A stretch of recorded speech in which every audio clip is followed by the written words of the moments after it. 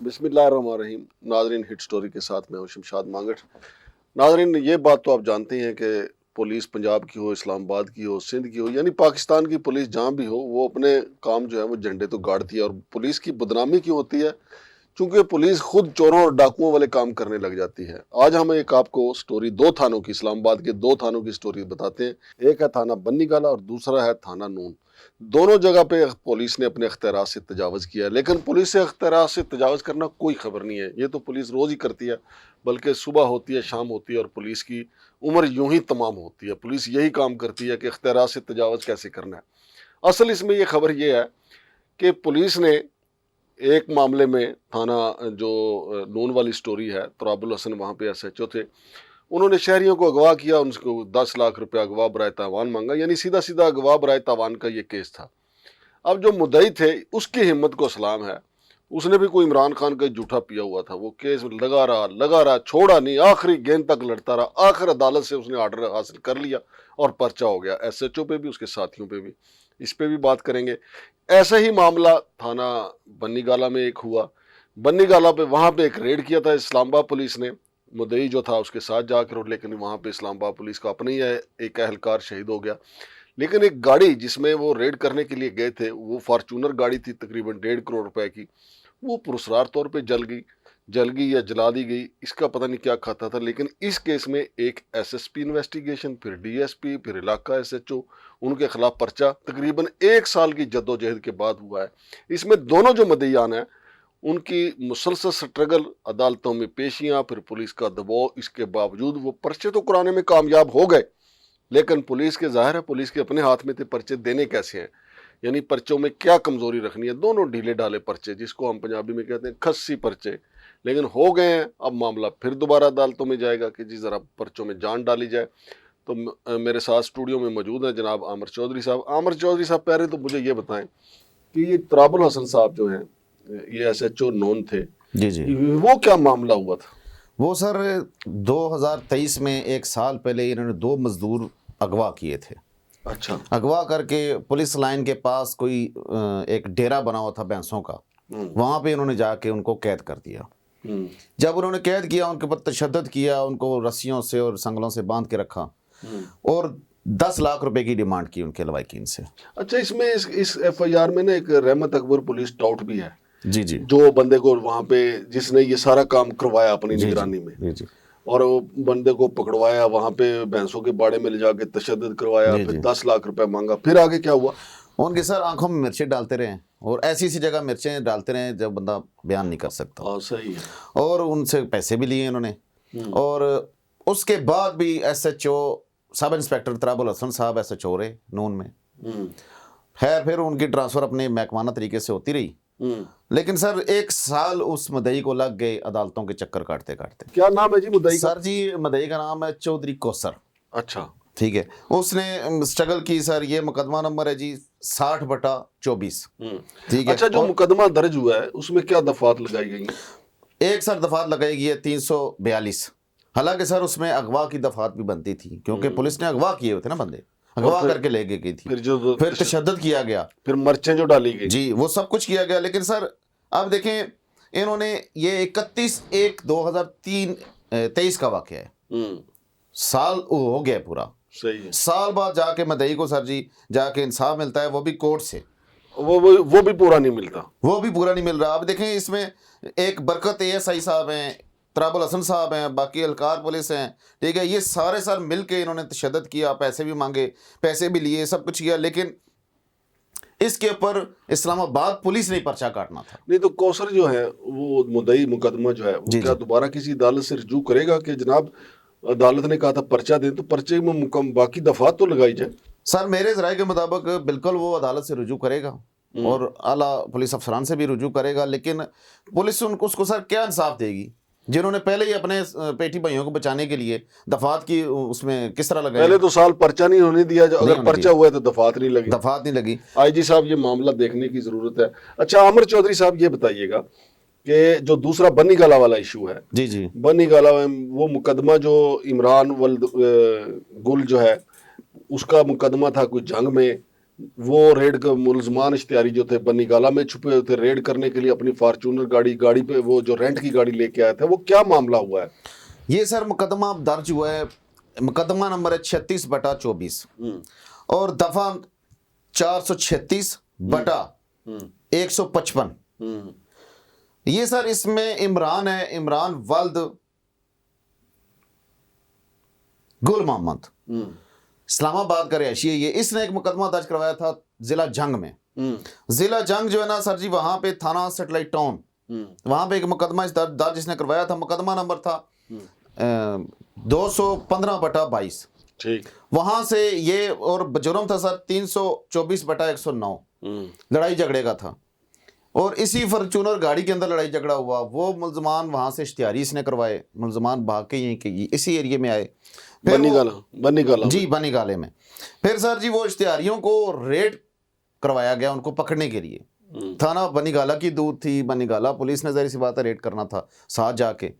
اس Fortuner کے اندر ہی تھانہ بنی گالا کا ایک تھا کانسٹیبل، ٹھیک ہے، وہ سر وہاں پہ شہید ہو گیا، اخلاق حسین، جی اخلاق الحسن، اخلاق الحسن، وہ یہ شہید ہو گیا سر۔ ابھی سر جب یہ شہید ہوا تو پولیس نے ملزمان جن کی گولی سے شہید ہوا، اس پولیس نے مقدمہ درج کر لیا۔ وہ مقدمے میں 302 کا مقدمہ درج کیا ملزمان کے خلاف، نامعلوم ملزمان، ٹھیک ہے، ہاں جی۔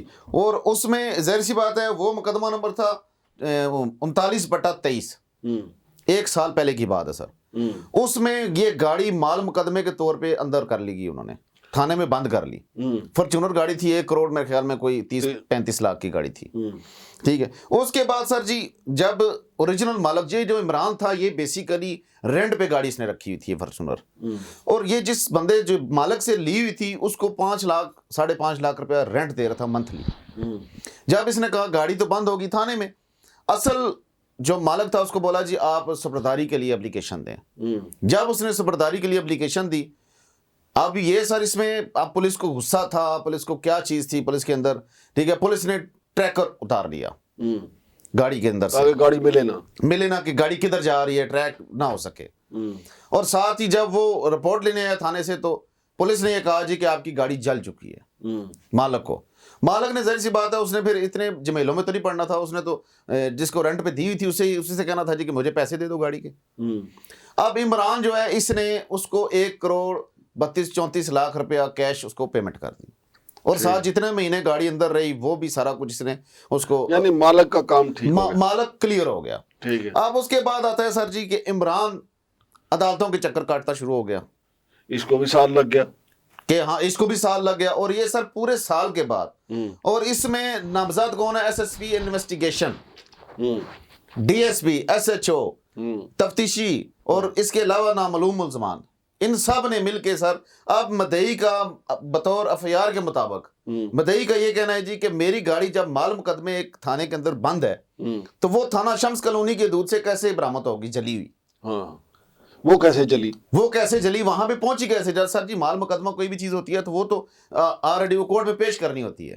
آپ نے دیکھا ہے کہ جو پہلی FIR ہے تراب الحسن والی، اس میں دفعات پوری نہیں ہے، اور اس FIR میں SSP انویسٹیگیشن، DSP، SHO کا نام نہیں ہے، پتہ ہی نہیں سر نام بھی نہیں ہے ان کا۔ اور یہ دیکھیں یہاں پہ ان کی پولیس کی اعلیٰ کوالٹی دیکھیں اسلام آباد پولیس کی، کہ مدعی کا نمبر بھی نہیں انہوں نے دیا، کیونکہ مدعی کے پاس موبائل نہیں ہوگا، ان کو پتا تھا کہ میڈیا والے گھر پہنچ جائیں گے۔ جی بالکل ایسا ہی ہے۔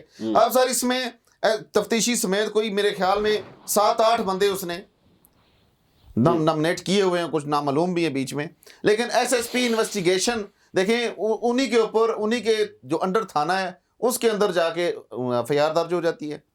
اب FIR کے اندر یہ جو مدعی کا ایڈریس دیا گیا سر، اس پہ بھی ڈاؤٹ ہے، ہو سکتا ہے یہ بھی کلیئر نہ ہو کیونکہ مدعی تک کوئی پہنچ نہ سکے۔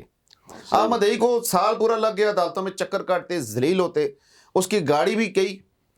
آج دیکھیں سر ملزمان اتنے، وہ اب پولیس کو یا غصہ تھا یا پولیس نے پیسے لیے تھے، جو ان کا کانسٹیبل شہید ہوا اس کے غصے میں انہوں نے گاڑی چلائی یا مخالف پارٹی سے پیسے لے لیے۔ اب مطلب یہ الگ سے اس معاملے کی انویسٹیگیشن ہونی چاہیے سر، لیکن اب دیکھیں اب اتنے بندے اس نے، اب پولیس ایک سپاہی کے خلاف بندہ سر درخواست نہیں دے سکتا، وہ کورٹ سے لے آیا، اب کورٹ سے اس نے آرڈر بھی لے لیا، سارا کچھ کر لیا، لیکن اب یہ اس کو آگے انصاف ملے گا کہ نہیں؟ نہیں دیکھیں، اگر اس میں نام لکھا ہوتا نا کہ ایس ایس پی انویسٹیگیشن فلاں ہے، ڈی ایس پی فلاں ہے، ایس ایچ او فلاں ہے، سارے افسران کے یا اہلکاروں کے نام ہوتے تو کوئی بھی شخص، کوئی بھی شہری جو ہے وہ اٹھ کے عدالت چلا جاتا کہ جی فلاں جو آپ کا آفیسر ہے اس کے خلاف مقدمہ درج ہے، وہ تو بطور پولیس آفیسر اپنی ذمہ داریاں ادا نہیں کر سکتا. بالکل ایسے ہی ہے. لیکن انہوں نے کام واردات یہ کیا ہے کہ اس میں نام ہی نہیں کسی کے لکھا، کسی کو پتہ ہی نہیں کہ اس وقت کون تھا یا کیا آپ تھا. سر اس بندے کو کس لیکن طرح اب کریں گے؟ عامر چودھری صاحب، آپ کی یہ ذمہ داری بنتی ہے کہ ان یہ جو افسران، جو نامزد ملزمان افسران ہیں، ان کے نام ٹریس کرنا اور مدعی کو ٹریس کرنا ہماری ذمہ داری بنتی ہے. ان کو تلاش کریں تاکہ ہم لوگ عوام کو بتائیں، آئی جی صاحب کو، ڈی آئی جی صاحب تک یہ بات پہنچائیں کہ اے گل کھلاری تھوڑی پولیس. اور ایڈیشنل سیشن جج فرق فرید بلوچ سے اس نے آرڈر لیے، تب جا کے پرچہ ہوا. تب جا کے پرچہ ہوا. لیکن آپ دیکھیں سر، اس پرچے میں ایس ایس پی انویسٹیگیشن نام نہیں ہے، ڈی ایس پی صاحب کا نام نہیں ہے، ایس ایچ او کا نام نہیں ہے، اور تفتیشی کا نام نہیں ہے، اور نامعلوم تو ہے ہی نامعلوم. لیکن دیکھیں، ہم تو پتہ کریں گے نا جی، یہ جس تاریخ سال کے بعد ہوا ہے، مدعی مل جاتا ہے تو وہ تو چلیں بتا دے گا. دوسری صورت میں کہ پچھلے سال وہاں پہ S S P investigation S S P operation کے خلاف انویسٹیگیشن کون تھا، ڈی ایس پی کون تھا، ایس ایچ او کون تھا، وہ ساری ڈیٹیل مل سکتی ہے. تھوڑا کام کرنا پڑے گا. تو ناظرین، یہ دو مقدمات آپ کو ہم نے، یہ جو کچھ ہوا یہ پولیس کا وتیرہ ہے، یہ پولیس کی عادت ہے. پولیس اپنی عادت سے مجبور ہے، ایسا کرتی ہے، شہریوں کو اٹھاتی ہے اور انتہائی گھٹیا طریقے تشدد کے استعمال کرتی ہے جسے انسانیت دیکھ کے شرما جائے. یہ پولیس کے ماتھے کا جھومر کہہ لیں یا پولیس کے ماتھے کا داغ کہہ لیں، جس قسم کا تشدد ہوتا ہے. لیکن مقصد میرا اس سٹوری کا یہ تھا کہ دو مدعی ہیں، دونوں کو 1 سال لگا ہے پرچہ کروانے میں. اور حالانکہ دوسرا جو تھا، چونکہ سال اس لیے لگ گیا کہ دونوں طرف ملزمان پولیس والے تھے. اگر عام بندہ ہوتا کہ 15-20 دن میں 22A کے تحت آرڈر مل جاتا ہے. چونکہ آگے پولیس افسران تھے، ان کے خلاف 2 سال میں 2 پرچے کروانے کے لیے عدالت کو 1 سال کا انتظار کرنا پڑا 2 مدعیان کو. اور دونوں کمزور ایف آئی آرز ہیں.